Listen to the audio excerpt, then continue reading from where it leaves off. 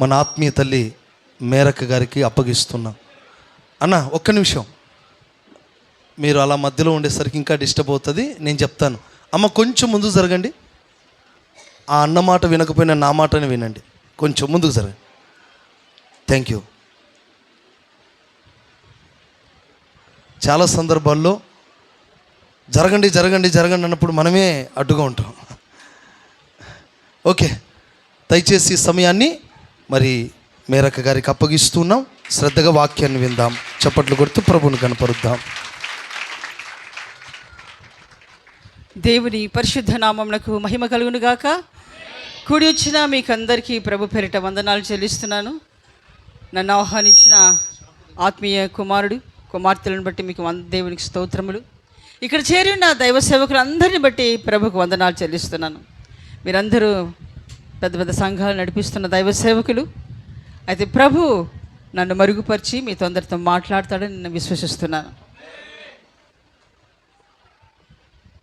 నేను కాళ్ళ బలహీనతను బట్టి నిలబడలేక కూర్చొని మాట్లాడుతున్నాను. మీకేం అభ్యంతరం లేదు కదా? Praise the Lord. రాజులకు రాసిన మొదటి గ్రంథం 9వ అధ్యాయం 1వ వచనం చదవండి.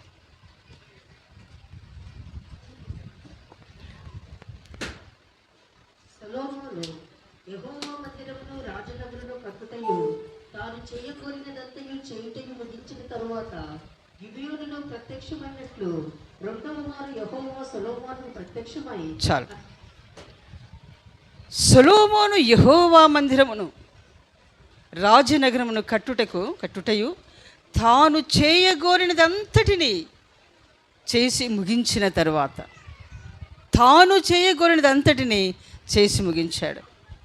మందిర విషయంలో అందరూ మందిరం కట్టలేరు.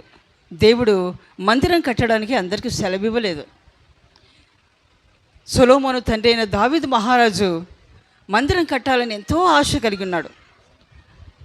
తాను సరంబి వేసిన ఇండ్లలో ఉన్నాను, మందిరం డేరాల మధ్యలో ఉంది, నేను మందిరం మంచిగా కట్టాలని ఎన్నో సామాన్లన్నీ కావలసిన వస్తువులన్నీ సమకూర్చి ఏర్పాటు చేసి పెట్టాడు.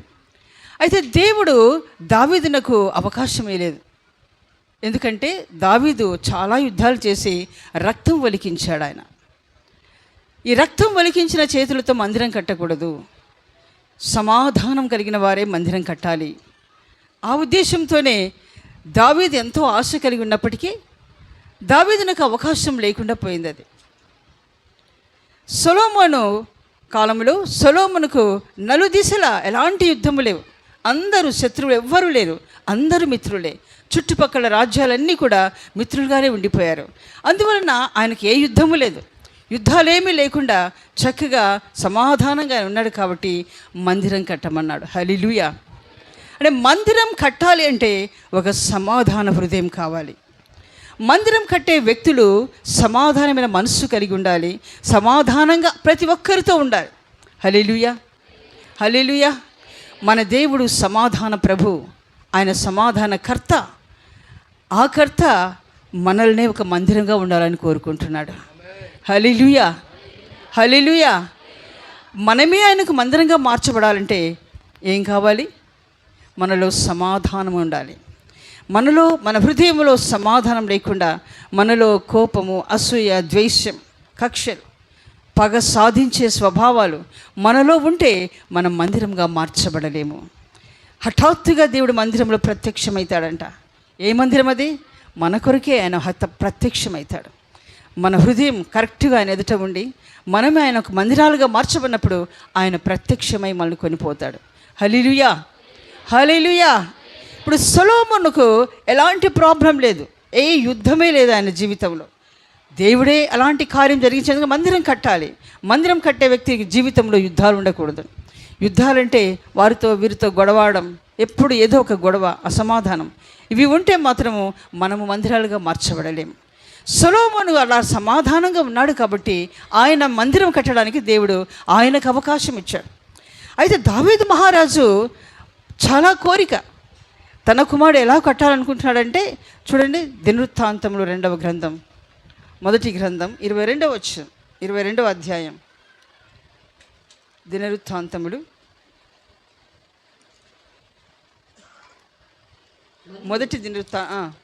మరియు దేవుడైన యెహోవా నివాస మొదటి దినవృత్తాంతములు 22వ అధ్యాయము 5వ వచనం. నా కుమారుడైన సొలొమోను పిన్న వయసు గల లేఖవాడు యెహోవాకు కట్టబో మందిరము దాని కీర్తిని బట్టి అందమును బట్టి సకల దేశములలో ప్రసిద్ధి చెందినట్లుగా అది చాలా ఘనమైనదై ఉండవలెను. హల్లెలూయా. చూసారా, దావీదునకు ఎంత కోరిక, దేవుని మందిరం చాలా ఘనమైనదిగా ఉండాలని కోరుకుంటున్నాడు ఆయన. సకల ప్రజలు వచ్చి దాన్ని కొనియాడాలంట, దాని అందము బట్టి అది కీర్తింపబడాలట. మందిరం విషయంలో అంత మక్కువ, అంత ఆశ కలిగి ఉన్నాడు దావీదు మహారాజు. అంత ఆశ ఉన్నప్పటికీ కూడా దానికి తగినవన్నీ కూడా సమకూర్చాలని ఆ అధ్యాయంలో రాయబడింది. ఇంకా కిందికి చదివితే ఏమేమి కావాలో మందిరం కట్టడానికి ఆ వస్తువులన్నీ కూడా సమకూర్చి పెట్టాడు ఆయన. అంత చేసినప్పటికీ ఆయనకు అవకాశం దొరకలేదు. ఈనాడు కూడా మన శక్తి, మన బలము, మన ఘనము, మన బలగమును బట్టి మనం మందిరాలుగా మార్చబడలేము, మందిరం కట్టలేము. మనం దేవుడు ఆజ్ఞాపిస్తేనే, దేవుడు సెలవిస్తే తప్ప ఒకరు మందిరం కట్టలేరు. హల్లెలూయా. దావీదే మనకు ఉదాహరణ. అంత వాంఛ కలిగి ఉన్నప్పటికీ కూడా ఆయనకు అవకాశమే లేదు. సొలొమోనుకు దేవుడు అవకాశం ఇచ్చాడు. అయితే సొలొమోను దేవుని మందిరాన్ని, రెండవదిగా నగరాన్ని, తనకొక నగరాన్ని కట్టుకున్నాడు. దావీదు తన నగరం గురించి ఎప్పుడు ఆలోచించలేదు, మందిరం గురించి ఆలోచించాడు. కానీ సొలొమోను చదవండి, మొదటి రాజుల గ్రంథం 7వ అధ్యాయం 1వ వచనము, 6వ అధ్యాయం చివరి వచనము, 7వ అధ్యాయం 1వ వచనం. చాలు, ఎన్ని సంవత్సరములు? 13 సంవత్సరములు తన నగరును కట్టుకున్నాడు. 6వ అధ్యాయం చివరి వచనం. 11వ సంవత్సరము బూలు అను 8వ మాసమున దాని ఏర్పాటు చొప్పున దాని ఉపభాగములన్నిటితోనూ మందిరము సమాప్తమయ్యెను. 7 సంవత్సరములు సొలొమోను దాన్ని కట్టించుచుండెను. చాలు. సొలొమోను మందిరమును 7 సంవత్సరాలు కట్టించాడు. తన నగరును 13 సంవత్సరాలు కట్టించుకున్నాడు. ఆలోచిస్తున్నారా? నగరమును తన కొరకు కట్టుకున్నది 13 సంవత్సరాలు, దేవుని కొరకు కట్టినది 7 సంవత్సరాలు. అంటే తన నగరకు ఎక్కువ ప్రాముఖ్యతనిచ్చాడు. 13 సంవత్సరాలు కట్టాడంటే ఎంతగా ఉంటుంది?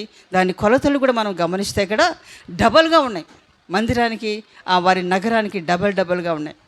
అంటే నగరముకు ప్రాముఖ్యతనిచ్చాడు, కానీ మందిరానికి ప్రాముఖ్యతనివ్వలేదు. కట్టాడు, నగరును కట్టాడు, మందిరానికి ప్రాముఖ్యత ఇవ్వలేదు. అందుకే మనము 9వ అధ్యాయం 1వ వచనం చదివితే, తాను చేయగోరినదంతటినీ చేసి ముగించాడు.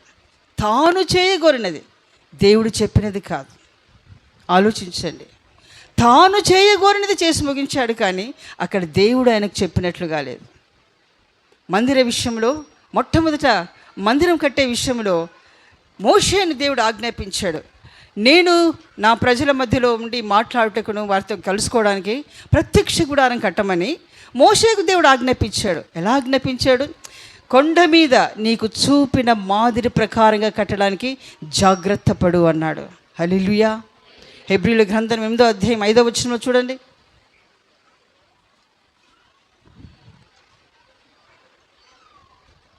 హెబ్రీయులకు రాసిన పత్రిక 8వ అధ్యాయం 5వ వచనం. మోషే గుడారము అమర్చబోయినప్పుడు కొండ మీద నీకు చూపబడిన మాదిరి చొప్పున సమస్తమును చేయుటకు జాగ్రత్త పడు. చూసారా? కొండ మీద నీకు చూపిన మాదిరి చొప్పున సమస్తమును చేయుటకు జాగ్రత్త పడుము అని దేవుడు మోషేకు హెచ్చరించాడు. ఆయన ఏ కొలతలు చెప్పాడో, ఏ మోడల్ ప్రకారం కట్టమన్నాడో అదే మాదిరి, కొండ మీద చూపించిన మాదిరి, అదేంటిది? పరలోకపు మాదిరి. హల్లెలూయా. పరలోకపు నమూనాను మోషేకు దేవుడు చూపించాడు. పరలోకంలో ఎలాగుంది మందిరం, అలాగే కట్టాలని చెప్పేసి మోషేకు చూపించాడు. అలాగూ కట్టడానికి జాగ్రత్త పడవని గడిగడికి కడుతున్నప్పుడు గడిగడికి దేవుడు మోషేని హెచ్చరించాడు. అలా హెచ్చరించి ఆ మందిరం గుడారాన్ని కట్టడానికి దేవుడు సహాయం చేశాడు. ఆ గుడారం పూర్తి అయిన తర్వాత అట్లు దేవుడు చెప్పినట్లుగా మోసే గుడారమును కట్టి ముగించాడు. మహిమ దిగి వచ్చింది. హల్లెలూయా, హల్లెలూయా. ఇక్కడ సొలొమోను తాను చేయగోరినదంతటిని చేసి ముగించాడు. దేవుడు చెప్పినట్లుగా లేదు, దేవుని యొక్క సలహాను అడిగినట్లుగా లేదు. ఎందుకంటే దేవుడు జ్ఞానం ఇచ్చాడు కదా. మొట్టమొదటినే దేవుడు నీకేం కావాలో మొట్టమొదట గిబియోన్లో దేవుడు ప్రత్యక్షమై నీకేం కావాలో అడుగు అన్నాడు. ఇప్పుడు జ్ఞానాన్ని అడిగాడు. నాకు ప్రజలను నేను పరిపాలించాను, నాకు జ్ఞానం కావాలన్నాడు. జ్ఞానంతో పాటు సకల ఐశ్వర్యం ఇచ్చాడు దేవుడు. హల్లెలూయా. ఇక ఆయనకు మించిన జ్ఞానులు ఎవరు లేరు. ఆయన జ్ఞానాన్ని, ఆ మాటలు వినడానికి ఎక్కడెక్కడి నుంచో ప్రజలు వస్తున్నారు. శ్రీబా దేశపు రాణి శ్రీబా దేశం నుండి ఆయన మాటలు వినడానికి వచ్చింది. అలాగే అందరూ ఆయన మాటలు వినడానికి రావడము, ఆయనను జ్ఞానాన్ని పొగడము, ఇదంతా ఆయనకు అతిశయంగా మారిపోయింది. సొలొమోనుకు ఒక అతిశయం వచ్చేసింది. ఇక నన్ను మించిన జ్ఞానం లేదు. నేను దేవుడితో సలహాలు అడిగేందుకు తానే కట్టడం ముగించాడు. తాను చేయగోరినదంతయు, దేవుడు చెప్పినట్లుగా లేదు, తాను చేయగోరినదంతయు చేసి ముగించాడు. నిజమే. ఆ ముగించిన మందిరంలో దేవుడు ఆశీర్వదించాడు కూడా. కానీ ఆయన ముగించిన తర్వాత మరలా రెండవ మారు గిబియోనులో దేవుడు మరలా ప్రత్యక్షమై హెచ్చరిస్తున్నాడు. జాగ్రత్త, నా ఆజ్ఞల ప్రకారంగా నీవు జీవించాలి, లేకపోతే నీ సింహాసనం కొట్టివేయబడుతుంది అని జాగ్రత్త అని మరలా హెచ్చరించాడు. కానీ ఆ హెచ్చరిక కూడా ఆయన మైండ్లో లేకుండా అయిపోయింది. ఎందుకంటే తాను చేయగోరిందే చేస్తున్నాడు. Selfish nature. తనకే ప్రాముఖ్యతనిచ్చుకున్నాడు. దేవుని మాటకు అంతగా ఆయన ప్రాముఖ్యతనివ్వలేదు. తను చేయాలనుకున్నాడు, తానే గొప్పగా ఉండాలనుకున్నాడు, తానే పేరు పొందుకోవాలనుకున్నాడు. ఇక తక్కిన వాళ్ళతో నాకు అనవసరం, నేను, నాది, నా జ్ఞానం, నా ఇష్ట ప్రకారంగా నేను కడతాను, నా ఇష్ట ప్రకారంగా నేను జీవిస్తాను, నా ఇష్టంగా చెప్పేవాళ్ళు ఎవరు ఉండరు. ఎందుకు సొలొమోనుకి ఎవరు చెప్తారు? రాజుకు చెప్పేవాళ్ళు ఎవరున్నారు? ఎవరు లేరు. ఆయన ఇష్ట ప్రకారంగా కట్టాడు, ముగించాడు. చాలా బాగా కట్టాడు. కానీ ఆయన పేరు భక్తుల లిస్టులో లేదు. మనం హెబ్రీ గ్రంథం 11వ అధ్యాయంలో చదివితే అక్కడ భక్తుల లిస్టు ఉంది ఒకటి. దేవుడు ఏర్పరచుకున్న భక్తులు, ఆ లిస్టులో ఆయన పేరు లేదు. కారణం, అంత జ్ఞానం ఉంది, అంత డబ్బున్న కూడా వ్యర్థమైపోయింది. అది కారణం, తాను తన ఇష్ట ప్రకారంగా జీవించాడు, తన ఇష్ట ప్రకారంగా కట్టాడు, తన ఆలోచన ప్రకారంగా సమస్తం చేశాడు. కానీ దేవుని యొద్ద ఆలోచన అడగలేదు. ఆయన దేవుని ఆలోచన ఆయన తీసుకోలేదు సరిగ్గా. అందుకే దేవుడు ప్రత్యక్షమై హెచ్చరించినప్పటికి కూడా ఆయన జీవితం అలాగే ఉండిపోయింది. తన ఇష్టం వచ్చినట్లుగా నగరును కట్టుకున్నాడు. 13 సంవత్సరాలు కట్టాడంటే ఎంత డబ్బు పెట్టి కట్టింటాడు, ఎంత అందంగా కట్టుకొని ఉంటాడు. మందిరం అయితే 7 సంవత్సరాలు ముగించేశాడు. దానికి ఎంత తేడా చూసారా? కాబట్టి దేవునికి తనకు ఇచ్చిన ప్రాముఖ్యత, తన నగరుకి ఇచ్చిన ప్రాముఖ్యత దేవుని మందిరానికి ఇవ్వలేదు ఆయన. అందువల్ల తర్వాత ఆయన భక్తుల లిస్టులో ఆయన పేరు లేకుండా పోయింది. కట్టాడు మందిరం. కట్టిన ఆ మందిరంలోనికి దేవుడు కూడా దిగివచ్చాడు. దేవుని మహిమ దిగివచ్చింది. ఎన్నో 1000 గొర్రెలు, ఎన్నో బలులు అర్పించాడు. ఆయన చాలా అర్పించాడు. మహిమ దిగింది. అప్పుడు దేవుడు మహిమ దిగిన తర్వాత దేవుడు ఒక సెలవిస్తున్నాడు ఆ మందిర విషయంలో. చదవండి 2వ దినవృత్తాంతాల గ్రంథం 7వ అధ్యాయం 14వ వచనం.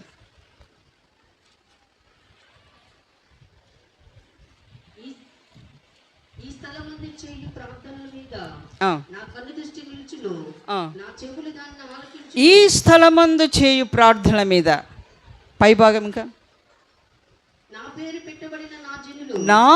పెట్టబడిన నా జనులు. ఇక్కడ సంఘస్థులందరూ ఎంతమంది ఉన్నారు? సంఘస్థులు చేయతండి. సిసి సంఘస్థులు మాత్రమే. నా పేరు పెట్టబడిన నా జనులు అంటే మీరందరూ దేవుని పేరు చేత పిలువబడ్డారు. మేము దేవుని బిడ్డలు అనిపించుకుంటున్నారు.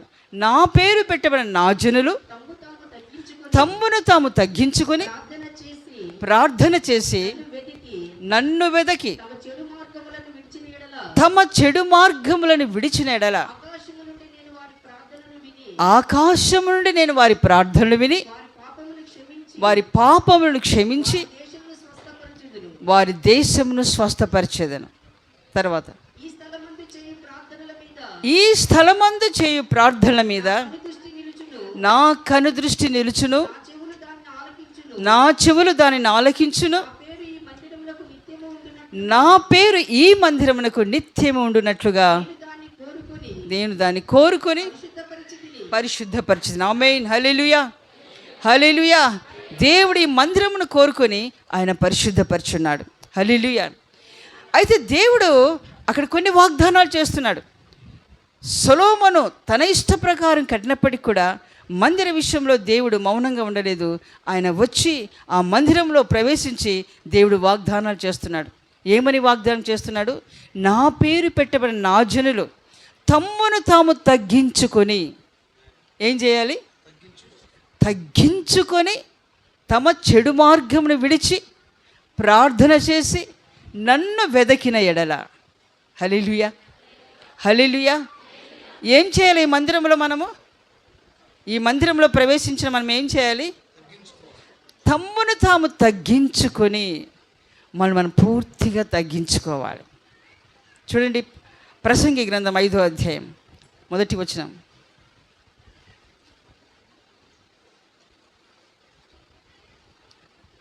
ప్రసంగి 5:1 వచనం.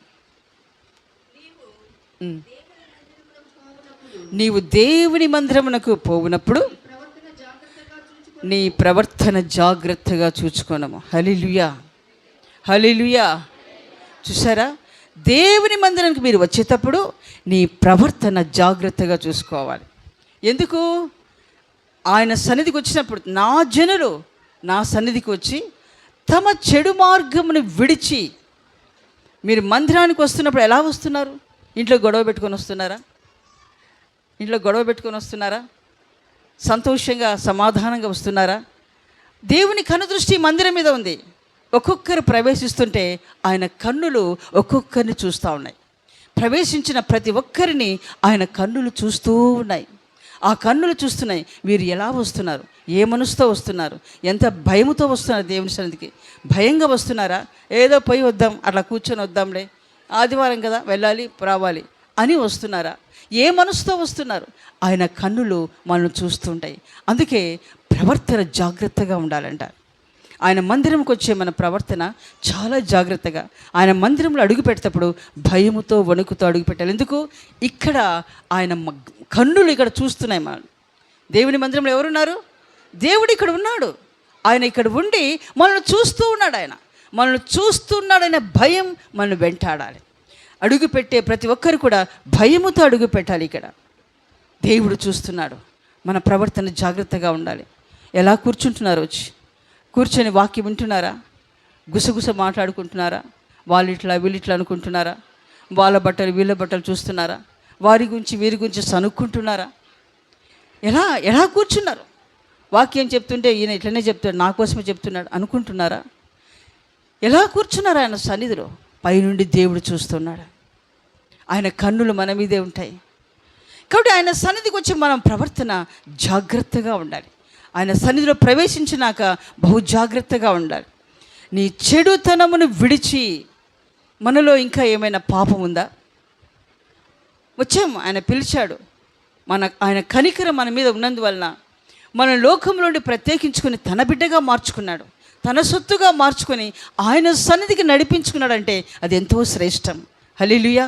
లోకంలో ఎందరో ఘనులు ఉన్నారు, పేరుగాంచిన వారు ఉన్నారు, ప్రసిద్ధిగాంచిన వారు ఉన్నారు, ముఖ్యమంత్రులు, పెద్ద పెద్ద ప్రెసిడెంట్స్, వీళ్ళంతా చాలామంది ఉన్నారు.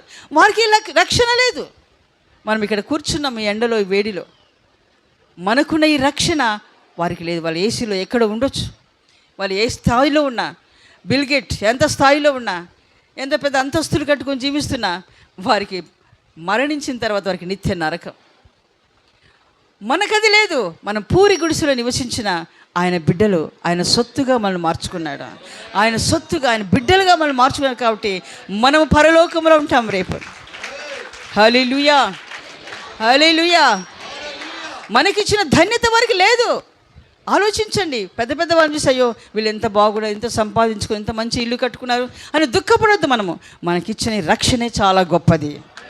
ఇంత రక్షణకు మించింది లోకంలో ఏమీ లేదు. హల్లెలూయా, హల్లెలూయా. ధనవంతుడు లాజరు విషయం తెలుసు కదా.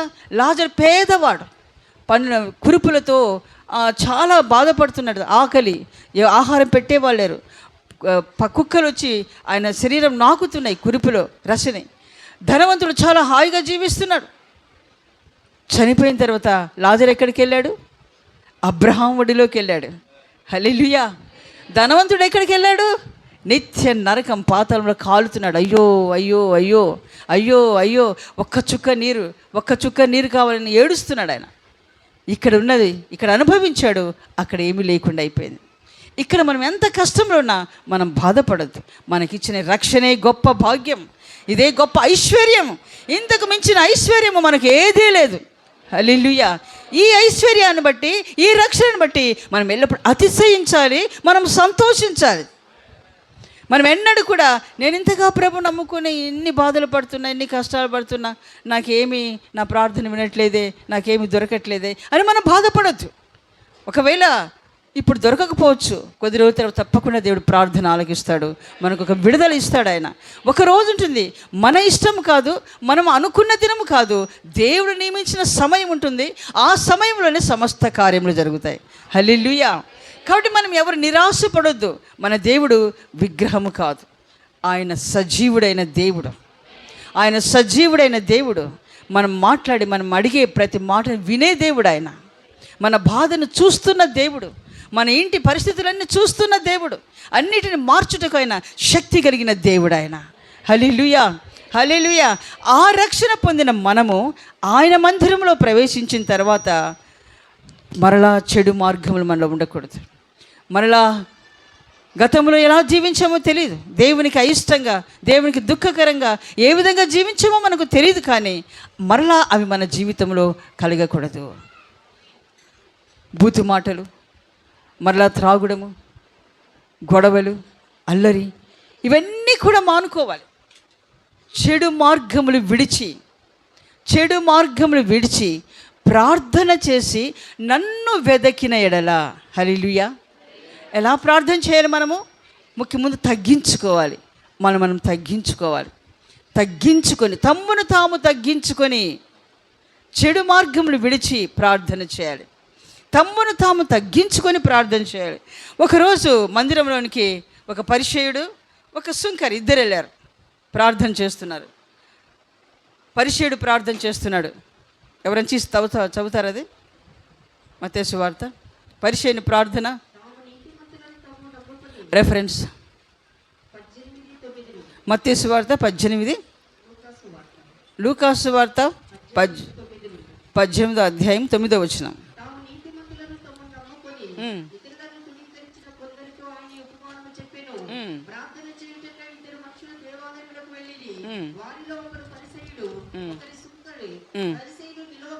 పరిసయ్యుడు నిలబడి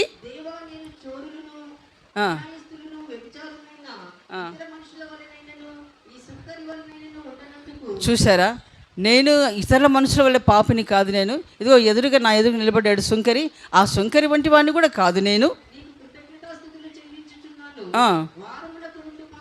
వారమునకు 2 మార్లు ఉపవాసం ఉంటాను,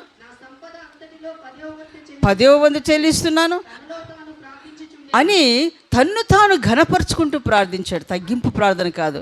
రెండవది సుంకరి ప్రార్థన, దూరంగా నిలుచుండి ఆకాశం వైపు కన్నులెత్తుటకైనను ధైర్యము చాలు. చూసారా ఎంత తగ్గించుకున్నాడు ఆయన. ఆకాశం వైపు కన్నులెత్తుటకైనను ధైర్యము చాలక, దేవ నిన్ను చూచడానికి నేను ఎంత వాడిని ప్రభా, నీ వైపు చూడడానికి నాకు శక్తి లేదు, నేను పాపిని. తన్ను తాను తగ్గించుకొని ప్రార్థన చేశాడు.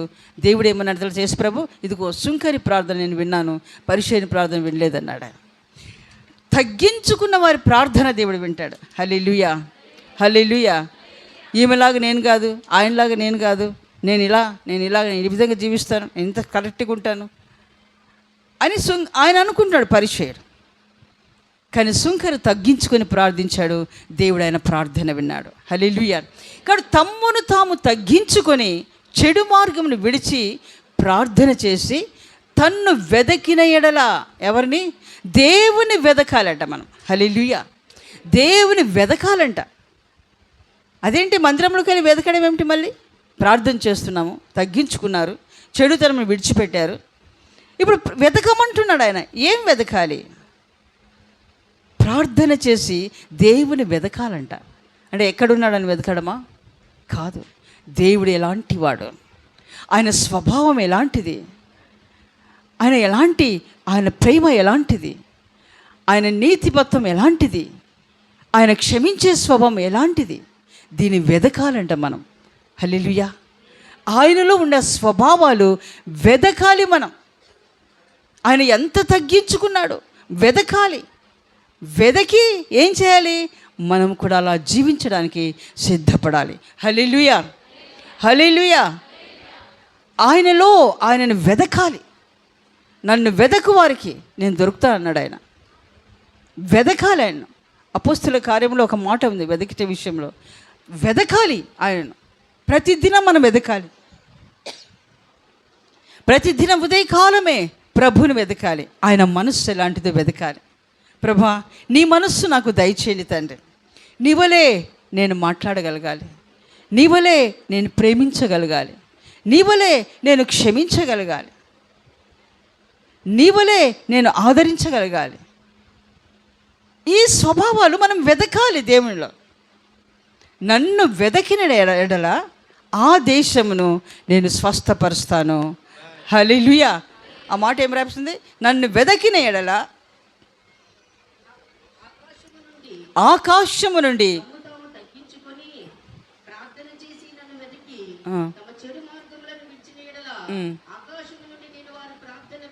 ఆకాశం నుండి దేవుడు మన ప్రార్థన విని మన పాపాలు క్షమించి మన దేశమును స్వస్థపరుస్తాడు. హల్లెలూయా. మన దేశం అంటే మన జీవితాలను బాగు చేస్తాడు. ఇంకా వేరే ఏమైనా కానీ సరే, మన దేశంలో కరోనా వచ్చింది కదా, అప్పుడు భయంకరమైన కరోనా. మన మందిరంలో మనం కూడుకొని మన చెడు మార్గంలో విడిచి మనం తగ్గించుకొని ప్రార్థన చేస్తే దేవుడు కరోనాను బాగు చేస్తాడు. ఆనాడు కరోనా ఎలాగ తగ్గిపోయింది అనుకుంటున్నారు? ప్రార్థన, ఉపవాసాలుండి దైవ సేవకులు, విశ్వాసులు ప్రార్థన చేశారు. ఆ ప్రార్థన బట్టి ఆ తెగులు ఆగిపోయింది. మన దేశము, మన ప్రాంతము కాపాడబడింది ఆ తెగులు వల్ల. అంటే మన ప్రార్థనలే. ఎవరేం చేసినా తగ్గదు, ఎవరు ఎంత పూజలు చేసినా ఏం చేసినా తగ్గదు. మనం ప్రార్థన చేశాము, దేవుడు తగ్గించాడు. హల్లెలూయా. ఎందుకైనా వాగ్దానం చేశాడు, నా మందిరంలోకి వచ్చి తమ్మును తాము తగ్గించుకొని ప్రార్థిస్తే నేను ఆ దేశంలో ఉన్న స్వస్థపరుస్తాను అన్నాడు. అది ఏ తెగులైనా సరే, అది ఏ వ్యాధి అయినా సరే, అది ఏ సమస్య అయినా సరే, దాన్ని దేవుడు విడిపించి మన దేశాన్ని, మన కుటుంబాన్ని, మన జీవితాన్ని బాగు చేస్తాడు ఆయన. హల్లెలూయా, హల్లెలూయా, హల్లెలూయా. అందుకే ఈ మందిరం మీద ఏమున్నాయన? ఆయన కనుదృష్టి ఉంది, ఆయన చెవులు ఉన్నాయి, ఆయన చూస్తున్నాడు. మనం చేసే ప్రతి ప్రార్థన ఆయన వింటూ ఉన్నాడు. హల్లెలూయా, హల్లెలూయా. తర్వాత అంటున్నాడు ఆయన, నా మనస్సు కూడా మందిరం మీద ఉందంట. యేసయ్యా మీకు స్తోత్రములు. ఆయన మనస్సు మందిరం మీద ఉందంట. ఎందుకుంది మనస్సు? దేవుని మనస్సు మందిరం మీద ఎందుకుంది? మన అందరి మీద ఆయన మనస్సు, మన అందరి మీద ఆయన మనస్సు. దూర ప్రాంతమునికి వెళ్ళిన తండ్రి తన కుమార్తె పుట్టిన తర్వాత వెళ్ళిపోయి ఉంటారు వేరే ప్రాంతానికి. అక్కడ పోయి ఏమని ఆలోచిస్తుంటారు? అయ్యో, నా కుమారుడు ఎట్లా ఉన్నాడో, ఎంత ఎదిగినాడో, ఎలాగో మాట్లాడుతున్నాడో. ప్రస్తుతం అయితే మనకు ఈ ఫోన్లు ఉన్నాయి, వీడియో కాల్స్ ఉన్నాయి కాబట్టి వింటూ ఉంటారు. కానీ ఇంతకుముందు అవన్నీ లేవు. కానీ ఆలోచన ఏముంటుంది తండ్రికి? అవన్నీ లేని వారికి నా బిడ్డ ఎలా ఉన్నాడో, ఎలా ఎదిగాడో మనసంతా తమ కుమారుని మీద ఉంటుంది. దేవుడు జగత్ పునాది వేయబడక మునిపే ఆయన మనస్సులో మనలందరినీ ఏర్పరచుకున్నాడు. హల్లెలూయా. ఒకసారి హల్లెలూయా చెప్పండి. తన మనస్సులో జగత్ పునాది వేయబడక మునిపే ఆయన మనస్సులో మనల్ని ఏర్పరచుకున్నాడు. ఇప్పుడు ప్రస్తుతం మనం ఎక్కడెక్కడో ఏదో పాపపు స్థితిలో పడి ఉన్న మనందరినీ కూడా తిరిగి ఆయన సమకూరుస్తున్నాడు దేవుని మందిరానికి. హల్లెలూయా, హల్లెలూయా. ఆయన మందిరానికి మనల్ని పట్టుకొని తీసుకొని వస్తున్నాడు. ఇక్కడ మనం కూర్చున్నామంటే మనం ఇప్పటి వారం కాదు, అప్పుడు జగత్ పునాది వేయబడక మునిపే ఆయన మనస్సులో ఉన్న వారము. హల్లెలూయా. అది మనకు ఎప్పుడు మనస్సులో ఉండాలి. నేను ఇప్పటి దానని కాదు, నేను ఇప్పటి వాడని కాదు, నేను దేవుని మనస్సులో ఉన్నవాడను. అప్పుడు ఉన్నాను కాబట్టి ఇప్పుడు దేవుడు నన్ను పిలుచుకున్నాడు. ఇప్పుడు ప్రభు నన్ను రక్షించాడు. భయంకరమైన పాప జీవితంలో నేను ఉన్నప్పటికీ కూడా నన్ను విడిపించి రక్షించి ఆయన సన్నిధిలో నన్ను స్థిరపరిచాడంటే నేను ఇప్పటి వాడను కాను, ఇప్పటి దారను కాను. అప్పుడు ప్రభు మనసులో ఉన్నాము. ఇప్పుడు మనము దేవుని సన్నిధిలో సమకూర్చబడిన మన వైపే ఆయన మనస్సు. ఎందుకు? ఆయన మనస్సులో ఏర్పరచుకున్నప్పుడు ఎలాగున్నాము ఆ స్థాయికి మనం ఎదుగుతున్నామా లేదా, ఆ స్థాయికి మనం ఎదుగుతున్నామా లేదా అని దేవుడు పైనుండి చూస్తూ ఉన్నాడు. ఆయన మనసంతా మన మీదనే.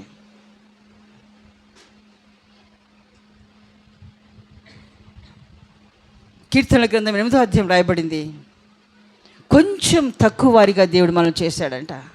ఆయన కంటే కొంచెం తక్కువ వారిగా చేశాడు. ఆయన కొంచెం తక్కువ వారిగా చేసి ఆ కొంచెం మనం ఎదగాలి. ఇప్పుడు హల్లెలూయా, ఆ కొంచెం మనం పూర్తి చేయాలి.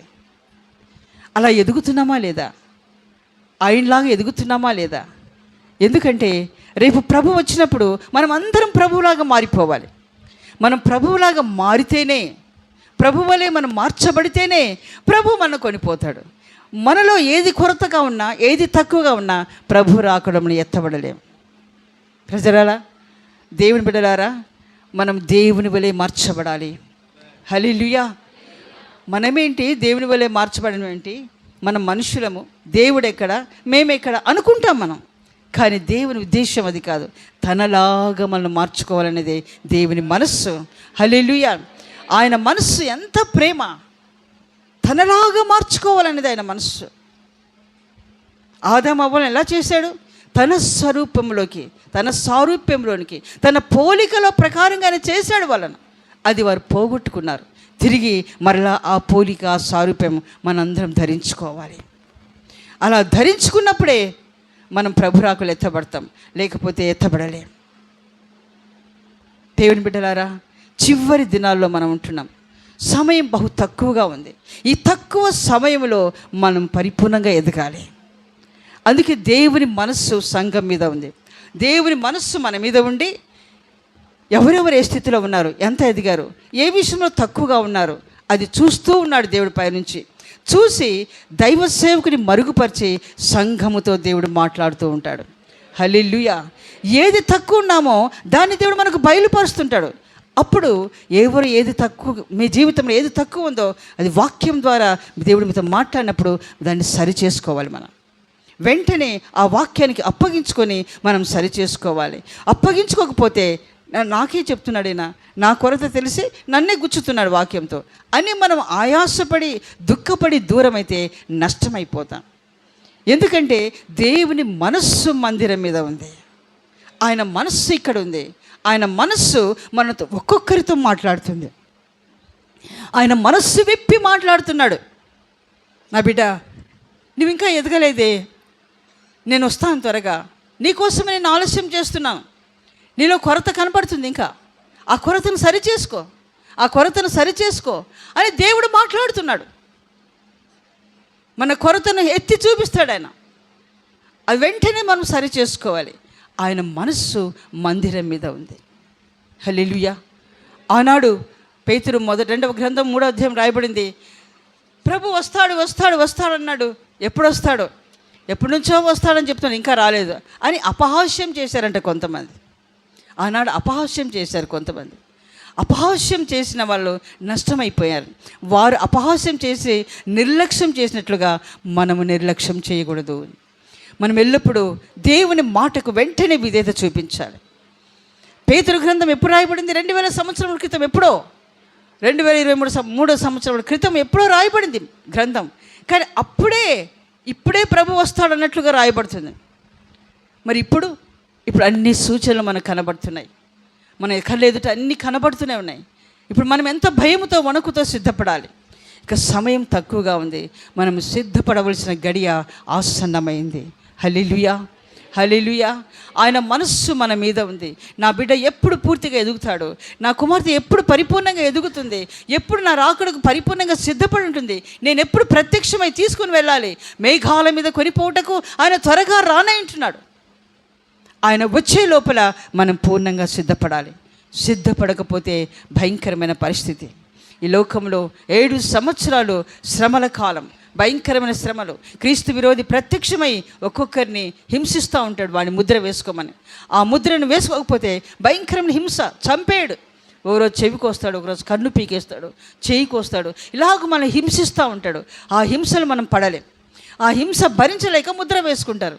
ఇంత భక్తి చేసి, ఇంతగా ప్రభు వాక్యం విని, ఇంతగా ప్రభు సన్నిధిలో ప్రయాసపడి రేపు విడవబడితే మనం భయంకరమైన పరిస్థితి. దాన్ని భరించలేక ముద్ర వేసుకునేవారు చాలామంది ఉంటారు. హతసాక్షులుగా మరణించేవారు కొద్దిమందే. కాబట్టి ఆ కాలము రాకమునిపే ఇప్పుడు మనల్ని అలా హింసించేవారు ఎవరు లేరు. ఇప్పుడే మనం పరిపూర్ణంగా సిద్ధపడడానికి మనం అప్పగించుకోవాలి. కొన్ని వార్తలు వినబడుతున్నాయి. ఈ మాసంలోనే మందిరం కడతారంట. ఇశ్రాయేల్ దేశంలో మందిరం కట్టడానికి వాళ్ళు సిద్ధపడుతున్నారు. ఈ మాసం కాకపోయినా వచ్చే మాసం, కానీ వాళ్ళు అన్నీ సిద్ధపరచుకున్నారు, సమకూర్చుకున్నారు. మా మెస్సయ్య వస్తున్నాడు, మాతో మాట్లాడుతున్నాడు అని చెప్తున్నారు వాళ్ళు. అంటే వాళ్ళ మెస్సయ్య అంటే మెస్సయ్య యేసయ్య ఎప్పుడో వచ్చాడు, అయిపోయింది. కానీ వాళ్ళు ఇంకా యేసుప్రభుని నమ్మరు. మా మెస్సయ్య వస్తాడని వాళ్ళు ఇంకా ఎదురు చూస్తున్నారు. వస్తున్నాడని చెప్తే ఆ వచ్చే మెస్సయ్య ఎవరో కాదు, క్రీస్తు విరోధి. క్రీస్తు విరోధి ప్రత్యక్షం కాబోతున్నాడు. క్రీస్తు విరోధి ఇజ్రాయెల్ దేశస్తులు కలిసి మందిరం కట్టబోతున్నారు. ఆనాడు సొలొమోను మందిరం కట్టి ముగించిన తర్వాత దేవుడు చెప్పాడు, నా ఆజ్ఞలకు లోబడకుండా మీరు నా ఆజ్ఞలు తొలగిపోతే ఈ మందిరం కూల్చేస్తా అని చెప్పాడు. ఆ రోజు అలాగే కూల్చివేయబడింది. చాలాసార్లు కట్టబడిన తర్వాత కూడా చివరికి అది మందిరం కూల్చివేయబడి ఇప్పుడు కేవలము గోడలు మాత్రమే మిగిలినాయి. ఏ గోడలు? పునాది గోడ ఒక్కటి మాత్రమే ఉంది. ఆ పునాది గోడ దగ్గరికి వెళ్ళి ఆ ఇజ్రాయెల్ దేశ ప్రజలు ఏడుస్తూ ఉంటారు. చాలామంది ఇజ్రాయెల్ దేశాన్ని చూడడానికి వెళ్తూ ఉంటారు టూరిస్టుగా. వెళ్ళిన వారందరూ కూడా ఆ గోడ దగ్గరికి వెళ్ళి ఆ గోడల సందుల్లో పేపర్లు పెట్టి వాళ్ళ సమస్యలు పెట్టి ఏడుస్తూ ఉంటారు. ఎందుకు అక్కడ పోయి ఏడుస్తున్నారంటే, ఈ మందిరంలో ప్రార్థిస్తే, ఈ మందిరం మీద దగ్గర నుంచి ప్రార్థిస్తే ఆ ప్రార్థనని వింటా అన్నాడు కదా దేవుడు. ఆ వాగ్దానాన్ని పట్టుకొని ఇప్పటికీ అక్కడికి వెళ్ళి ప్రార్థన చేస్తున్నారు, ఏడుస్తున్నారు వాళ్ళు. ఈ స్థలంలో, ఇక్కడ కట్టబడిన ఈ మందిరంలో, ఇక్కడ చేసే ప్రార్థన వైపు నా చెవులు ఉంటాయన్నాడు, నా కనుదృష్టి ఉంటాయన్నాడు, నా మనస్సు ఉంటుందని దేవుడు ఆనాడు సెలవిచ్చాడు. కాబట్టి అదే మాటను పట్టుకొని ఇప్పటికీ ఆ గోడ దగ్గర కూర్చొని వాళ్ళు ఏడుస్తూ ఉంటారు. ఆ గోడను పట్టుకొని ఏడుస్తూ ఉంటారు. ఎప్పుడు మాకు మందిరం కట్టిస్తావు, ఎప్పుడు మాకు మందిరం కట్టిస్తావు? వారి బాధ అంతా అదే. ఇప్పుడు మందిరం కట్టడానికి వారు సిద్ధంగా ఉన్నారు. క్రీస్తు విరోధి రావడానికి సిద్ధంగా ఉన్నాడు. క్రీస్తు విరోధి రావడం, మందిరం కట్టడం, దానికి ముందుగానే ప్రభు వచ్చి సంఘాన్ని తీసుకెళ్తాడు. హల్లెలూయా, హల్లెలూయా. మనము క్రీస్తు విరోధి చేతిలో పడకూడదు. సంఘము పరిపూర్ణం కావాలి. పరిశుద్ధులు సంపూర్ణులగునట్లుగా దేవుడు అపోస్తులను నియమించాడు. అపోస్తుల ఉపదేశంపై సంఘం కట్టబడాలి. అపోస్తుల ఉపదేశంపై సంఘం కట్టబడినప్పుడు ఆ సంఘం పరిపూర్ణమై రాకడలో ఎత్తబడుతుంది. హల్లెలూయా. సంఘాన్ని నేను రక్షించడానికే కానీ ఉగ్రత పాలవుటకు మిమ్మల్ని రక్షించలేదంటున్నాడు దేవుడు. ఉగ్రతకు మనం పాలు చేయడానికి దేవుడు మనం రక్షించలేదు. ఆయన మనం కాపాడుతాడు. క్రీస్తు విరోధి చేతిలో పడకుండా ఆయన కాపాడుతాడు. కాబట్టి క్రీస్తు విరోధి ప్రత్యక్షమై వీరు కలిసి మందిరం కట్టక మునిపే సంఘాన్ని ప్రభు వచ్చి తీసుకెళ్ళిపోతాడు. హల్లెలూయా. మేఘములపై మనం కొనిపోబడతాం. మేఘం వచ్చి మనం తీసుకెళ్ళిపోతుంది. అది ఎంత శ్రేష్టమైన అనుభవం. ఆ శ్రేష్టమైన అనుభవానికి మనం సిద్ధపడాలంటే ఎంత భయభక్తులు కలిగి మనం జీవించాలి. మన జీవితాన్ని ఎంత పరిశుద్ధంగా కాపాడుకోవాలి.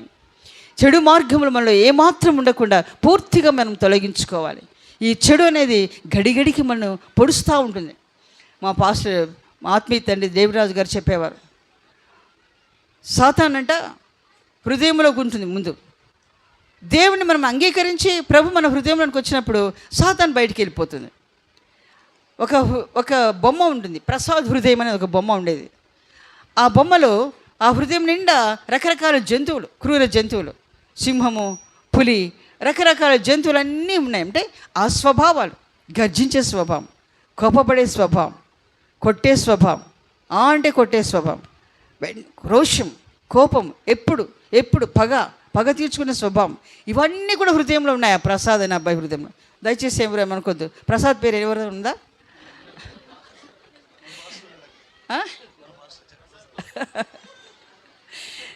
ఎవరికి అంటే ఆ బొమ్మ ఆ పేరు ప్రసాద్ అని పెట్టి ఇచ్చారనమాట. అది ఆ హృదయంలో అవన్నీ ఉన్నాయి. ఎప్పుడైతే ఆయన ప్రభుని అంగీకరించాడో అవన్నీ ఒక్కొక్కటి బయటికి వెళ్ళిపోయినాయి. ప్రభు వచ్చి ఆ హృదయాన్ని ఏలుబడి చేస్తున్నాడు. ఇప్పుడు ప్రభు చెప్పినట్లుగా వింటున్నాడు శాంతంగా. ఎవరు కొట్టినా కూడా ఒక చెంప కొడితే ఇంకొక చెంప చేపిస్తున్నాడు ఆయన. ఎవరేమన్నా కానీ ప్రభా, వీళ్ళని క్షమించు ప్రభా, వీరు ఏం చేస్తున్నారో తెలియదు, వీరు క్షమించు ప్రభా, వీరు సమయానికి ఆహారం పెట్టలేదు ప్రభా, నా భార్యకి ఆహారం పెట్టట్లేదయ్యా, క్షమించయ్యా, ఏమి ఇంత లేట్ అయిందేంటి, నేను ఇంత కష్టపడి బయట నుండి వస్తే నీవు ఇంత లేటుగా చేస్తావా అని ఒక చంపదెబ్బ కొట్టేవాళ్ళు ఉంటారు, గొడవ పెట్టుకునే వాళ్ళు ఉంటారు. నేను బయట పోయిస్తే నీకేమైంది, నేను ఎంత కష్టపడుతున్నా ఇంట్లో అని వీళ్ళు గొడవ పెట్టుకుంటారు, ఇంట్లో ఫైటింగ్, ఇలాంటివి ఎన్నో జరుగుతూ ఉంటాయి. ఇవన్నీ కూడా మనం మానుకోవాలి. హల్లెలూయా, హల్లెలూయా. ప్రభు మన హృదయంలోకి వచ్చినాక మనలో శాంత స్వభావం ఏర్పడాలి. ఆయన ఎవరు? శాంతవంతుడు. నా శాంతిని మీకు అనుగ్రహిస్తున్నాను అన్నాడు. హల్లెలూయా. నా సమాధానాన్ని మీకు ఇస్తున్నాను అన్నాడు. కాబట్టి మనం ఆ శాంతి, ఆ సమాధానం మన హృదయంలో కలిగి ప్రతి సమయమందు, ప్రతి స్థితిలో ఆ శాంతినే, ఆ సమాధానాన్ని మనం వ్యక్తపరచగలగాలి. హల్లెలూయా, హల్లెలూయా. ఆ ప్రసాద్ హృదయంలో అవన్నీ పోయి ప్రభు వచ్చాడు. ఆయన మంచిగా ఇప్పుడు ప్రభు కొరకు జీవిస్తున్నాడు. అయితే అంట ఆ పోయిన పాపాలు ఎక్కడ పోవంట, హృదయంలో నుండి అంటే ఆత్మలో నుండి తొలగిపోయి శరీరంలో వచ్చి ఉంటాయి. శరీరంలో వచ్చి ఉండి అప్పుడప్పుడు తడుతూ ఉంటాయంట. లే, పైకి లే, అదిగో చూడు అక్కడ టీవీ పెట్టినారు కదా, ఇంట్లో సినిమాలు వస్తున్నాయి, అవి చూడు, టీవీ ఆన్ చేసిన వెంటనే ఏమొస్తాయి, మంచి వస్తాయి, చెడు వస్తాయి, అది చూడు, అది చూడు, బాగుంది చూడు అని అది తడుతూ ఉంటుందంట లోపల నుంచి. దాన్ని చూసినప్పుడు ఏమవుతుంది, మైండ్ డైవర్ట్ అయిపోతుంది. మళ్ళీ వెంటనే పాత లోకానికి వెళ్ళిపోతాం. అరే అప్పుడు అట్లా ఉండే కదా, ఇట్లా ఉండే కదా అని ఒకసారి అటు వెళ్ళిపోయి ఒక గంట సేపు అందులో లీనమైపోతారు. ఇలాగ మైండ్ పాడైపోయే అవకాశం ఉంది. ఇలా సాతాను అన్ని విషయంలో చూడు, మీ ఫ్రెండ్స్ వస్తున్నారు, వాళ్ళు తాగి ఎంత హాయిగా ఉన్నారు, నీవు కూడా పో ఒకసారి తాగు అనేది ప్రేరేపిస్తుందంట. మన హృదయం ప్రేరేపించినప్పుడు మనం పోకూడదు. నేను దేవుని బిడ్డను, దాన్ని గద్దించాలి. సాతానా, యేసునామముని గద్దిస్తున్నా, పో అని దాన్ని గద్దించాలి. హల్లెలూయా. చూడు వాళ్ళు ఎంత కోపంగా మాట్లాడుతున్నాడు, నీకు లేవా మాటలు, నీకు రావా మాటలు, పో గొడవ పెట్టుకోపో అని అంటుందంట. అది సాతాను ప్రేరేపిస్తుంది. శరీరంలో ఉండి వెళ్ళు గొడవ పెట్టుకో, నీకు నోరు లేదా మాట్లాడు అంటే, లేదు నేను మాట్లాడు, నా ప్రభు మౌనంగా ఉన్నాడు. ఎంతమంది తిట్టినా, ఎంతమంది కొట్టినా, ఏమన్నా కానీ నా ప్రభు మౌనంగా ఉన్నాడు. న్యాయ విధాన సభలో నా ప్రభు ఏమీ మాట్లాడలేదు, నేను కూడా మాట్లాడను. హల్లెలూయా. దేవుని ప్రజలారా, ఆ స్థాయికి మనం ఎదగాలి, ఆ పరిపూర్ణతలోనికి మనం ఎదగాలి. మన మనస్తత్వం అంతా మారిపోవాలి. ఎదుటివారు మనకు విరోధంగా ఎంత చేసినా కానీ మౌనంగా సహించే ఆ కృపను అనుదినం మనం పొందుకొని మన జీవితాన్ని, మన పరిశుద్ధతను, మన నోటిని మనం కాపాడుకోవాలి. హల్లెలూయా, హల్లెలూయా. ఆయన మనస్సు ఈ మందిరం మీద ఉంది. ఆయన మనస్సు ఈ మందిరం మీద ఉంది. ఎందుకంటే మనం ఆయనలా మారాలని. క్రీస్తు యేసున కలిగిన ఈ మనస్సు మీరునూ కలిగి ఉండుడి. క్రీస్తు యేసున కలిగిన ఈ మనస్సు మీరునూ కలిగి ఉండాలని ఫిలిప్పీయుల గ్రంథంలో రాయబడింది. ఆ మనస్సు మనం కలిగి ఉండాలి. ఆ మనస్సు మనకు వచ్చినప్పుడే మనం పరిపూర్ణంగా ఎదుగుతాం. అప్పుడు ప్రభు వస్తాడు, మనం తీసుకొని వెళ్ళిపోతాడు. హల్లెలూయా. చూస్తే ప్రభు రాకడ బహు సమీపంగా ఉంది. ఆయన ఎప్పుడు వచ్చి బిడ్డల్ని తీసుకెళ్ళిపోవాలని ఎదురు చూస్తున్నాడు.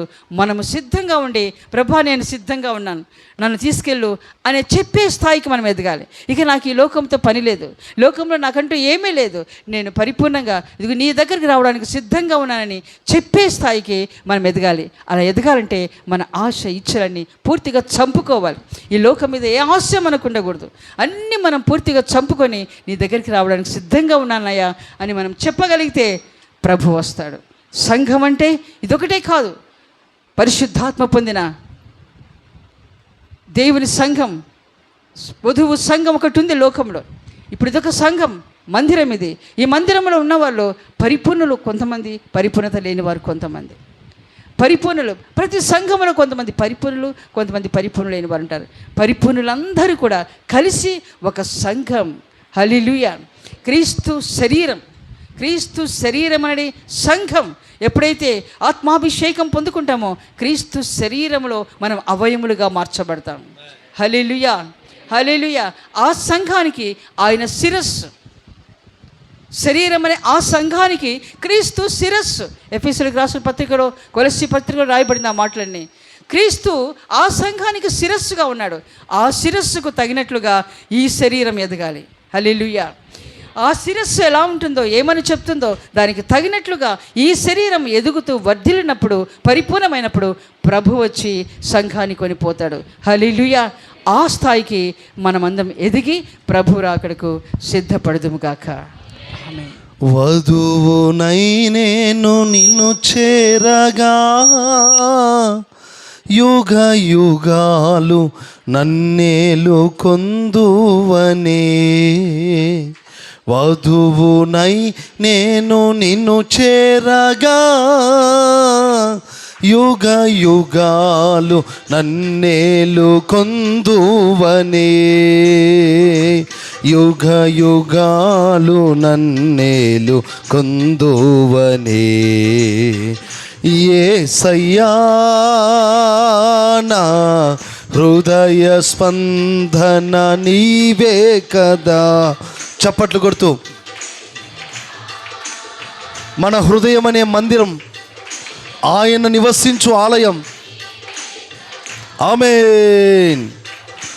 నీ నామము ఘననీయము, విశ్వమంతా నీ నామము ఘననీయము. యేసయ్యా నా హృదయ స్పందన నీవే కదా. అందరం యేసయ్యా నా హృదయ స్పందన నీవే కదా.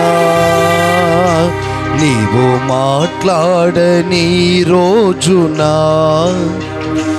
నా కన్నులకు నిద్ర కరువాయనే. నీవు మాట్లాడని రోజున నా కన్నులకు నిద్ర కరువాయనే. నీవు పెదవిప్పిన రోజున నీ సన్నిధి పక్షిక బయలాయనే. నీవు పెదవిప్పిన రోజున నీ సన్నిధి పక్షిక బయలాయనే. నీ సన్నిధి పక్షిక బయలాయనే. యేసయ్యా నా హృదయ స్పందన నీవే నీవే ఆయన ఆలయమై ఉండగా. చప్పట్లు కొడుతూ అందరూ కూడా ఒక్కసారి మనమందరం మోకరించి విన్న వాక్యాన్ని ధ్యానం చేసుకుందాం. మోకరించండి అందరూ కూడా కొద్దిసేపు. యేసయ్యా నా హృదయ స్పందన. గట్టిగా అందరం యేసయ్యా నా హృదయ స్పందన నీవే కదా. నీవు వరునిగా విచ్చేయు వేళ నా తలపుల పంట పండునే. నీవు వరునిగా విచ్చేయు వేళ నా తలపుల పంట పండునే. వధువునై నేను నిన్ను చేరగా, యుగ యుగాలు నన్నేలు పొందువనే. వధువునై నేను నిన్ను చేరగా, యుగ యుగాలు నన్నేలు పొందువనే. మరొకసారి అందరూ కలిసి. వధువునై నేను నిన్ను చేరగా, యుగ యుగాలు నన్నేలు పొందువనే. యుగ యుగాలు నన్నేలు పొందువనే. యేసయ్యా నా హృదయ స్పందన నీవే కదా. యేసయ్యా నా హృదయ స్పందన నీవే కదా, విశ్వమంతా నీ నామము గణనీయము. అందరూ కలిసి విశ్వమంతా నీ నామము నీవే ఆయన మందిరమై ఉండగా నిన్ను నీవు తగ్గించుకొని విశ్వమంతా తగ్గించుకొని చెడు మార్గమును విడిచి నీవు ప్రార్థన చేసినట్లయితే ఆయన నిన్ను స్వస్థపరిచి నీవు మహిమగల మందిరముగా మార్చబడబోతున్న సమయం. నీ నామము గణనీయము, నీ నామము గణనీయము, నీ నామము గణనీయము, నీ నామము గణనీయము, గణనీయము, నీ నామము గణనీయము, నీ నామము గణనీయము, యేసయ్యా గణనీయము, నీ నామము యేసయ్యా. హృదయ స్పందన నీవే కదా యేసయ్యా, బలమైన సన్నిధి హృదయ స్పందన నీవే కదా, హృదయ స్పందన నీవే కదా, నా హృదయ స్పందన నీవే కదా, నా హృదయ స్పందన నీవే కదా యేసయ్యా. హృదయ స్పందన నీవే కదా, నీవే నీవే నీవే నీవే నీవే నీవే నీవే నీవే నీవే యేసయ్యా, నీవే యేసయ్యా, నీవే యేసయ్యా, నీవే యేసయ్యా, నీవే యేసయ్యా, నీవే యేసయ్యా, నీవే యేసయ్యా, నీవే యేసయ్యా, నీవే యేసయ్యా, నీవే యేసయ్యా, నీవే యేసయ్యా, నీవే యేసయ్యా.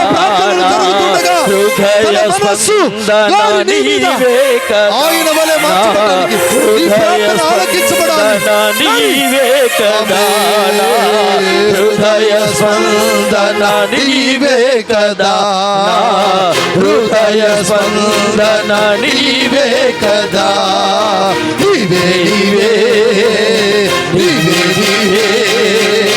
నీవే నీవే నీవే నీవే నీవే యేసయ్యా, నీవే యేసయ్యా, నీవే యేసయ్యా, నీవే యేసయ్యా, నీవే యేసయ్యా,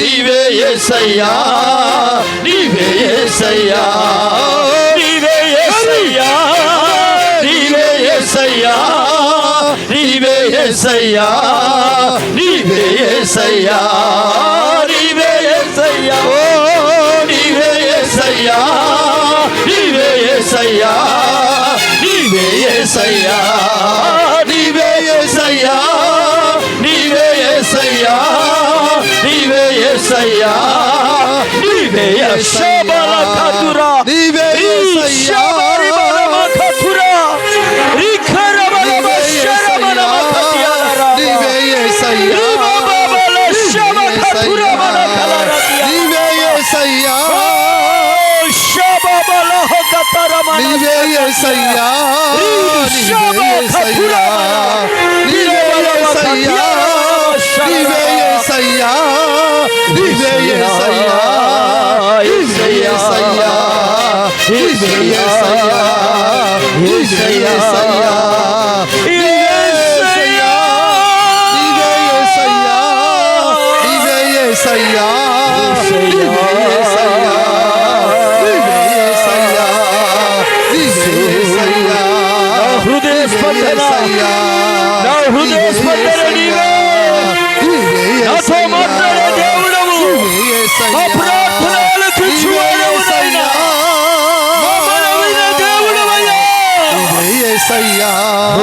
నీవే మాకు ఇచ్చిన ఈ మందిరాన్ని బట్టి, మాకు ఇచ్చిన మీ సన్నిధిని బట్టి యేసయ్యా, నీవే యేసయ్యా, నీవే యేసయ్యా, నీవే యేసయ్యా, నీవే యేసయ్యా, నీవే యేసయ్యా, మహిమ, నీవే దేవుని మహిమ. యేసయ్యా, ఆరాధనా ఆరాధనా నీకే, ఆరాధనా స్తుతి ఆరాధనా స్తుతి ఆరాధనా ఆరాధనా స్తుతి ఆరాధనా స్తుతి ఆరాధనా ఆరాధనా ప్రచండమైన మహిమతో ఒక్కొక్కరిపై కృప కలుగునుగాక. Glory, glory. స్తుతి ఆరాధనా.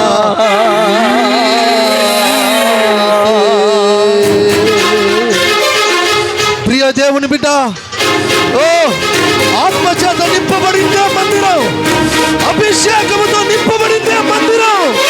క్రీస్తు పోలికలోకి, క్రీస్తు స్వరూపంలోనికి ఎదుగుట కొరకై నింపబడిన మందిరం ఇది, నింపబడిన మందిరం ఇది, కృపచేత కప్పబడిన మందిరం ఇది, దేవుని మనసున్న మందిరం. ఇక్కడ ప్రార్థనలు జరుగుతాయి, ఇక్కడ ప్రార్థనలు జరుగుతాయి, ఇక్కడ ప్రార్థన జరుగుతుంది. యేసయ్యా, ప్రియ దేవుని బిడ్డ, నీవే అయిన మందిరమై ఉండగా నీ మీద తన మనస్సును పెట్టుకొని నీతో మాట్లాడుతున్నాడు. తన ఆలయమునకు హఠాత్తుగా వస్తాడు ఆయన, తన ఆలయమును కొనిపోవటానికి. నీవే దేవుని ఆలయమై ఉండగా నీ మీద తన మనస్సును పెట్టుకొని నీతో మాట్లాడుతున్న వేళ తన మనస్సు నీ మీద ఉంది. తన మహిమను చూసే మందిరముగా నీ ఉండాలని ఈ మందిరంలో అడుగు పెట్టి నిన్ను నీవు తగ్గించుకొని నీ చెడు మార్గములు విడిచి నీవు ప్రార్థన చేసినట్లయితే, యెహోవాను వెతికినట్లయితే నిన్ను స్వస్థపరిచి నిన్ను బాగు చేస్తాడు. నీ దేశం బాగుపడుతుంది, నీ కుటుంబం బాగుపడుతుంది. ఈ మందిరం ప్రార్థన చేసే మందిరం. ఈ మందిరం మీద దేవుని మనస్సుంది. ఈ మందిరములో ప్రార్థన చేస్తే చెవి యొగ్గి వింటున్నాడు. నీ చెడుతనాన్ని విడిచిపెట్టుటకు అవకాశం ఉన్న మందిరం, నీ బలహీనతలను విడిచిపెట్టుటకు అవకాశం ఉన్న మందిరం. ఆ మందిరముగా నిన్ను మార్చాడు. ఈ మందిరములో దేవుని మనస్సుంది. నీ మీద తన మనసు పెట్టుకున్నాడు. నీ కదలిక, నీ ఆలోచన చూస్తున్నాడు. నీ హృదయంలో ఏముందో చూస్తున్నాడు. నీ ప్రవర్తన అంతటిని ఆయన చూస్తున్నాడు. నీవు దేవుని మందిరముగా మహిమగల సన్నిధితో నింపబడాలని నా దేవుడు ఆశపడుతున్నాడు. నిజమేనయ్యా, నేనే ఆ మందిరముగా మారిపోతానయ్యా. నీ మందిరంలో ప్రార్థించే బిడ్డగా, నీ మందిరంలో నన్ను నేను తగ్గించుకుంటూ నా చెడుతనాన్ని విడిచిపెట్టి నిన్ను వెతుకుటకు నీకు కృపనివ్వండి. అలనాడు సొలొమోను తాను నియమించుకున్నట్లుగా, తాను ఆలోచించినట్లుగా కట్టాడు. కానీ మందిరం విషయంలో ప్రణాళిక తప్పిపోలేదు. కానీ మోషే గుడారమును కట్టినప్పుడు దేవుడు చెప్పినట్లుగా కట్టి ముగించాడు. నీ జీవితం కూడా నీ తలంపులతో, నీ ఆలోచనతో, నీ ఇష్టానుసారంగా నడుచుకుంటే నీవు మందిరముగా పిలువలేవు బిడ్డ. దేవుని చిత్తం, దేవుని ఇష్టం, దేవుని ఆలోచన, దైవ సంకల్పంలో వచ్చిన స్వరముతో నువ్వు కట్టుకోగలిగితే నీవు దేవుని మందిరముగా ఉంటావు, మహిమగల మందిరముగా మారుతావు. రేపు ప్రభు రాబోతున్నాడు. అట్టి కృప దేవుడు మనకు అనుగ్రహించి నడిపించును గాక. ఆమేన్. అట్టి కృపతో నిశ్చయముగా దేవుని మందిరముగా మారే కృపతో మనం నింపునట్లు చప్పట్లు కొడుతూ స్తోత్రాలు చెబుతూ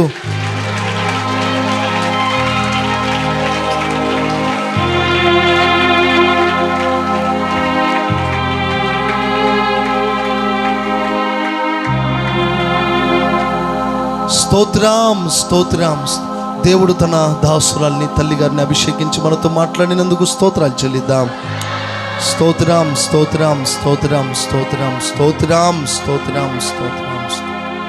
ఆమె దయచేసి అందరూ కూర్చుందా?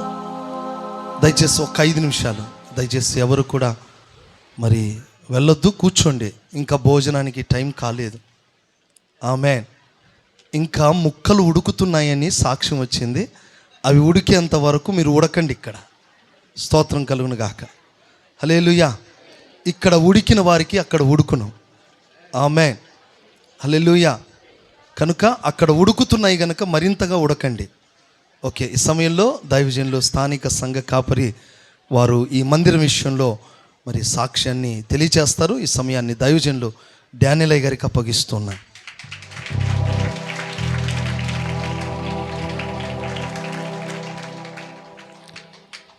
దేవుని పరిశుద్ధ నామంకు నిత్య మహిమ కలుగునుగాక. అందరూ ఆమేన్ చెప్దాం. ఈ సమయంలో దేవుని పరిశుద్ధ నామకు స్తోత్రం. అలాగనే ఈ స్థాయికి నన్ను నడిపించిన ఆత్మీయ తండ్రి సురేషయ్య దేవుని యొద్ద ఉన్నాడు. అలాగనే ఆత్మీయ తల్లిని బట్టి దేవునికి వందనాలు చెల్లిస్తున్నాను. నాకు ఇచ్చిన ఆత్మీయ తల్లిదండ్రుల ద్వారా నాకు రక్షణ వచ్చింది. ఆ రక్షించిన దినం నుంచి దేవుడు ఆత్మీయ తల్లిదండ్రుల పెంపకంలో నన్ను ఈ స్థితికి దేవుడు తీసుకొచ్చాడు. నేను ఈ స్థితిలో ఉన్నానంటే ఆత్మీయ తల్లిదండ్రుల యొక్క నడిపింపు, వ్యక్తిగతంగా దేవుడు నాకు ఇచ్చిన దర్శనాన్ని బట్టి నేను ఈ స్థితికి వచ్చాను. నిత్యము దేవునికి మహిమ కలుగును గాక. నేను 3 సంవత్సరాల క్రితం ఇక్కడికి తల్లి ద్వారా పంపబడ్డాను. అప్పుడు ఇక్కడ పరిచర్య చాలా వేదనతో ఉండేది. అప్పుడు వచ్చినప్పుడు ఆ సందులో ఉండేను. నాకు సెంటర్లో దైవజన్ దాన్ని అక్కడే పరిచయం చేసేవాడిని. ఆ సందులో ఉండేవాడిని. ఆ రూమ్ కూడా లేకపోయేది. దేవుని కృపలో దైవజన్ ద్వారా నేర్చుకున్న విశ్వాసాన్ని బట్టి ప్రార్థన చేయించుండగా దేవుడు ఆ రూమ్ కట్టించి తల్లి ద్వారా ప్రతిష్ఠించాడు. చప్పలు గుర్తు ప్రభుని ఘనపరుస్తుంది. అలాగనే ఈ మందిరం ఇక్కడ ఆ పిల్లర్ వరకు 48 ఫీట్ ఉండే. అంతకుముందు 2016లో ఆత్మీయ తండ్రి గారు ప్రతిష్ఠించారు. ఆ తర్వాత ఇక్కడికి వచ్చిన తర్వాత ప్రజలు పెరిగారు. చెదిరిన వారంతా సమకూర్చబడ్డారు. ఆ తర్వాత పిల్లలతో, చంటి పిల్లలతో ఇరుగురుగా కూర్చున్నారు. కూర్చుంటే నాకు చాలా బాధ కలిగింది. దేవుని మందిరం నెమ్మదిచ్చేది కదా, ఇలా పిల్లలతో ఇరుగురుగా కూర్చుంటే, వేదంతో కూర్చుంటే బాగోదని దీన్ని విస్తరింపచేయి ప్రభా, నీ ప్రజలు నెమ్మదిగా నేను ఘనపరచాలి, వేదంతో ఉండకూడదని నేను ప్రార్థించినప్పుడు దేవుడు దినం ద్వారాలు తెరిచాడు. దేవుని బిడ్డలు ఇక్కడ దేవుడు సేవ ఇక్కడ ఏర్పాటు చేసి తల్లిదండ్రుల ద్వారా వారికి ఇచ్చిన భారాన్ని బట్టి అనేక బిడ్డలు ఇక్కడ సమకూర్చబడ్డారు. కనుక దినదినం ద్వారం తెరిచిన దేవుడు దినదినం కార్యాలు ప్రారంభించాడు. 7 పిల్లర్స్ వేసి, ఇక్కడ స్థలం ఇక లేదు. ఇక్కడ ఆ పిల్లర్స్ వేసి ఇంకా ముందు దేవుడు ఒకవేళ అవకాశం ఇస్తే ఇక ఇదే పిల్లర్స్ పైన మందిరం కొనసాగించవచ్చు అని అనుకున్నాము. అలానే పిల్లర్స్ వేసి ఈ యొక్క సేవను దేవుడు ఇలాగున ఈ మందిరాన్ని ఎక్స్టెండ్ చేశాడు. ఎక్స్టెన్షన్ స్థలం లేదు కానీ పిల్లర్ స్లాబ్ వేసేసుకోవాలి. చెప్పులు కొడుతు దేవునికే మహిమ. ఆమేన్. హల్లెలూయా. తన సేవకుడి మాట రూఢిపరుస్తున్నాడు. అప్పుడు తల్లిగారు రూమ్ డెడికేషన్ కొరకు వచ్చినప్పుడు ఆ స్థలం అప్పుడే అక్కడ ప్రార్థన చేశారు. ప్రార్థించిన తర్వాతనే ఈ కార్యాలు దేవుడు జరిగించి ముగించాడు. ఈ దినం ప్రతిష్ఠించాడు. చెప్పులు కొడుతు హల్లెలూయా. దేవుని యొక్క మహాకృపలో సంఘ బిడ్డలందరూ సహకరించారు. విశ్వాస ప్రార్థన, మాకు ఆత్మీయ తల్లిదండ్రులు ఇచ్చిన ఆ దర్శనం, ఆ భారం బట్టి, ఆ ప్రతిష్టను బట్టి దేవుడు తను ప్రారంభించి ముగించాడు. ఈ దినాన్ని ఇలాగ ప్రతిష్ఠించాడు. ఆత్మీయ తల్లికి ఎన్నో విధాలుగా గత 2 సంవత్సరాల నుంచి కాళ్ళలో శోధన, వేదన ఉన్నప్పటికీ తర్వాత అని ఈ దినం దేవుడు కార్యం జరిగించాడు. మంచి ఆరోగ్యం ఇచ్చాడు. వేదన ఉన్నప్పటికీ మనకు నెమ్మదికరంగా, ఆశ్చర్యకరంగా దేవుడు ప్రతిష్ఠింపచేశాడు. హల్లెలూయా. ఇలాగనే దేవుడు కార్యం జరిగించాడు. కనుక దేవుని నామానికి సంపూర్ణ మహిమ, అలాగనే ఆత్మీయ తల్లికి మహిమ, ఆశీర్వాదం. హల్లెలూయా. వందనాలు. అలాగనే ఈ సమయంలో వచ్చిన నాతోటి సహోదరులు, జత పనివారు, పెద్దవారు, చిన్నవారు ఇక్కడ ఉన్నారు. వారందరికీ వందనాలు. అందరికీ వందనాలు. సిస్టర్స్కి వందనాలు, పెద్దవారికి, చిన్నవారికి అందరికీ వందనాలు. అలాగనే అసోసియేషన్ పాస్టర్ గోదరికి నుంచి వచ్చారు, వారందరికీ కూడా వందనాలు. స్థానికం కూడా దైవజనులు వచ్చారు, వారందరికీ వందనాలు. దేవుడు అలాగనే సెంటర్ నుంచి విశ్వాసులు వచ్చారు, బ్రాంచ్ నుంచి వచ్చారు. అలాగనే స్థానికంగా బిడ్డలు ఎంతో ప్రయాసపడ్డారు. వారందరిని బట్టి మీకు వందనాలు తెలియజేస్తున్నాను. హల్లెలూయా. దేవుడు ఇంకా ప్రార్థన చేయండి. ఈ దినం విత్తబడిన మాట ఈ సంఘంలో నూరంతలుగా ఫలింపచేయునుగాక. ఎందుకు చెప్తున్నానంటే మనకిచ్చిన ఆత్మీయ తల్లిదండ్రుల ఆ సిద్ధపాటే మన సిద్ధపాటు, వారికిచ్చిన దర్శనమే మనకిచ్చిన దర్శనం. కనుక ప్రార్థన చేయండి. మీ కొరకు కూడా నిత్యం ప్రార్థన చేస్తాం. దేవుడు చక్కటి ప్రేమ మీద సిద్ధపరిచాడు. ప్రార్థించి పాల్గొన్న మీ అందరికీ నిండు మనసుతో వందనాలు తెలియజేస్తున్నాను. దేవుడు మిమ్మల్ని అందరినీ మీ సంఘ పరిచయలను ఆశీర్వదించునుగాక. ఆమేన్. దయచేసి అందరూ కూడా మోకరించి 2 చేతులు పైకెత్తండి. ఒక చిన్న ప్రకటన. దయచేసి గమనించండి. మరి డెడికేషన్కి పిలిచారు, మాకు చివరిలో ఏమీ లేదా అన్నట్టుగా మీరు చూస్తున్నారు, నాకు అర్థమైంది. మీ కూడి వచ్చిన, చేరి వచ్చిన ప్రతి ఒక్కరికి సమృద్ధి అయిన భోజనాలు ఉన్నాయి. చూసారా, దానికి ఆమెనని ఎక్కువ అన్నారు. ఆ గడియ వచ్చింది కనుక. హల్లెలూయా. దయచేసి గమనించాలి. విశ్వాసులైనటువంటి బిడ్డలందరూ కూడా బయట మీ కొరకు ఏర్పాటు చేయడం జరిగింది. దైవ సేవకులు, దయచేసి దైవ సేవకులైన వారందరూ కూడా మందిరంలో భోజనం చేసుకొని వెళ్ళవలసింది కోరుతున్నాను. అలాగే విశ్వాసులు ఎవరు కూడా లోపలికి రాకూడదు. మరి సేవకులకు సపరేట్గా ఇక్కడ